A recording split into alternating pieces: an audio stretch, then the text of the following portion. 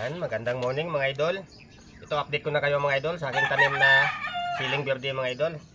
Tingnan nyo mga idol kung gaano kadami ang bunga ng aking tanim na siling berde. Nagatanim dito sa plastic bottle. Ito isa sa tuturo ko sa inyo mga idol. Depende sa inyo kung susundin nyo o hindi. Paano ko ba napalaki ito ng mabilis ang aking mga tanim na siling berde na nagtanim sa plastic bottle? Simple lang mga idol. Simple, alaga ko ito sa dilig ng organic na pataba. Lagi nyo tandaan mga idol, pag nagtatanim tayo ng siling berde gamit itong plastic bottle, kapag nagdidilig tayo mga idol sa umagang umaga, tulad nito mga idol, alas 6 pala ng umaga nagdidilig na ako, iwasan nyo magdilig ng tirik pa yung araw o talagang nabilad na sa init bago nyo diligan. Saka pag nagdidilig tayo mga idol, direct lang sa pinakapuno ng ating tanim, doon lang tayo magdidilig. Iwasan natin na masama sa dilig yung mababasa, lalo na kung bilad na sa init yung kanyang bulaklak sa dahon.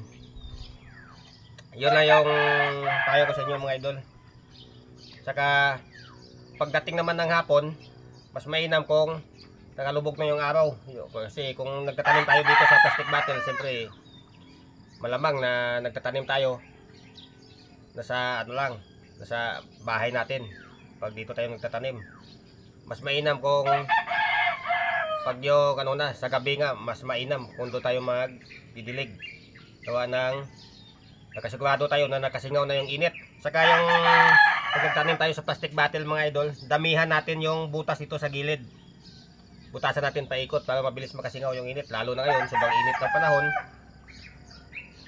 Para mabilis makasingaw yung init mga idol. Katulad din yan sa atin mga idol. Nung nagbilad tayo sa init, nainitan tayo tapos maligo tayo. Siyempre ang abutin natin yung mga idol, pasma. Ganun din sa ating sa ating mga tanim. Kung bilad na bilad sa init tapos diligan natin, mapapasma yan.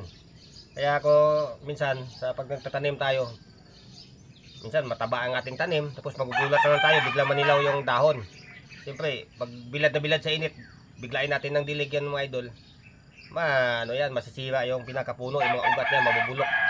Ganun lang yung may payo ko sa inyo mga idol kung sakaling magtatanim kayo sa plastic bottle. Sa ito pa mga idol, para mabilis lumaki yung bunga ng ating mga tanim na sili. Kasi ito nga mga idol, hindi lang sili ang tinatanim ko dito sa plastic bottle. Ang dami pa, mayroon din akong eggplant o ano-anong iba-iba't klaseng mga gulay mga idol. Ito sa mga idol,